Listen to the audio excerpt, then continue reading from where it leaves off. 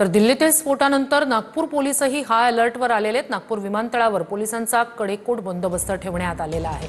अधिक या सगळ्या संदर्भात जाणून घेऊया आपले प्रतिनिधी गजानन उमाटे यांच्याकडून। गजानन, आत्ता नागपूरमध्ये कशा प्रकारे खबरदारी घेतली जाते? नक्कीच नागपुरातले जेवढे काही संवेदनशील ठिकाणं आहे, म्हणजे राष्ट्रीय स्वयंसेवक संघाचं महाल येथील मुख्यालय, रेशीमबाग येथील स्मृती भवन कार्यालय, त्यासह नागपूर विमानतळावर सुरक्षा यंत्रणा जी आहे ती अलर्टवर आहे। आपण हे दृश्य या ठिकाणी बघू शकतो।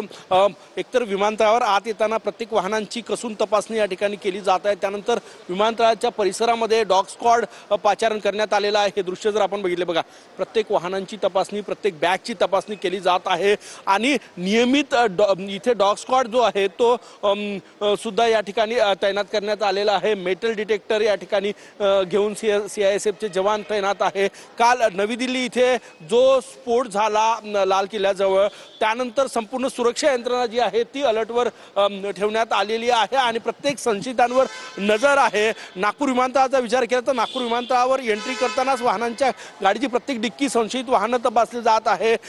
कोण प्रवास करताय, कुठून आलेला आहे, त्या गाडीचा रजिस्ट्रेशन नंबर काय आहे याची तपासणी केली जात आहे। त्यासोबतच व्हीव्हीआयपी जे नेते आहेत ते सुद्धा आज जाताना त्यांची सुद्धा तपासणी जी आहे ती या ठिकाणी केली जात आहे। नाना पटोले आपल्या सोबत आहे। नाना भाऊ, काल दिल्ली इथे ब्लास्ट झालेला आहे, काय सांगणार? हे मोदी सरकारचं फेल्युअर आहे। भाजपने ज्या पद्धतीनं 56 इंचीचा सीना दाखवून आणि या देशाची सुरक्षा आम्हीच करू शकतो अशा पद्धतीचं खोटं आश्वासन देऊन या देशाच्या लोकांना बुद्धू बनवलं आणि त्या भरोशावर सत्ता घेतली। मग आता काश्मीर असुरक्षित आहे, दिल्ली असुरक्षित आहे, तर आता कुठं गेले 56 इंचीचा सीना? याच्यामध्ये आम्हाला राजकारण करायचं नाही आहे। मला भाजपचं काय उत्तर येणार ते आम्हाला माहिती आहे, पण ज्या पद्धतीनं दिल्लीतलंही सरकार यांचंच, केंद्रातलंही सरकार यांचंच, मग हे आतंकवादी या देशामध्ये आले कुठून? हे सगळे प्रश्न या निमित्तानं निर्माण झालेले आहेत आणि म्हणून नरेंद्र मोदींनी ज्या पद्धतीनं देशाच्या लोकांना जे खोटे आश्वासन दिले त्याची ही पोल खोलली गेलेली आहे। ही घटना आमच्या देशावर हा एक प्रकारचा भ्याड हल्ला आहे। या भ्याड हल्ल्याचा आम्ही निषेध करतो। देशाच्या बाजूने उभं राहणं गरजेचं आहे। राजकारण करणं कितपत योग्य आहे? राजकारण करायला बाकी म्हणजे मला वाटलंच तुम्ही हा प्रश्न विचारणार, पण हे घटना एक नाही, पुलवामातली घटना झाली, पहलगामची घटना झाली, त्याच्यात आम्ही पूर्ण सरकारच्या सोबत होतो। पण ज्या पद्धतीनं सरकारने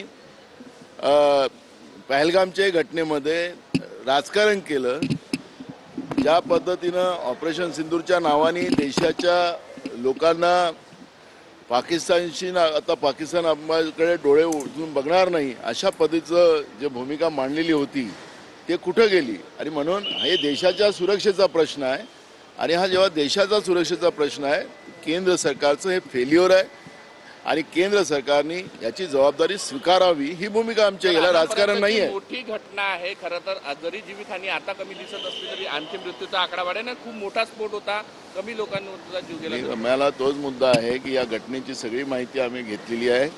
हे सरकारचं फेल्युअर आहे। देशाचे गृहमंत्री असतील, देशाचे प्रधानमंत्री असतील, हे निवडणुका लढणं आणि निवडणुकीमध्ये त्यांचा पक्ष जिंकवणं अशा पद्धतीची त्यांच्यामध्ये भूमिका असते। देशहिताच्या बद्दलचं, देशाच्या सुरक्षेच्या बद्दलचं त्यांच्याजवळ कुठलाही प्लॅन नाही। गृहमंत्री बिहारमध्ये विदाऊट कॅमेरा ज्या हॉटेलमध्ये थांबलेले आहेत ते कशासाठी विदाऊट कॅमेरा थांबलेले आहेत? कशासाठी हे लपवलं जात आहे? कोण त्यांना भेटत आहे? हे सगळे प्रश्न या ठिकाणी निमित्तानं निर्माण होणार आहे। देशाचा गृहमंत्रीच विदाऊट सुरक्षेमध्ये आणि विदाऊट कॅमेरा CCTV फुटेजेस बंद करत असेल तर हे सगळे प्रश्न या निमित्तानं उभे झालेले आहेत आणि म्हणून ही जबाबदारी खऱ्या अर्थानं केंद्र सरकारने स्वीकारावी ही भूमिका आमची आहे।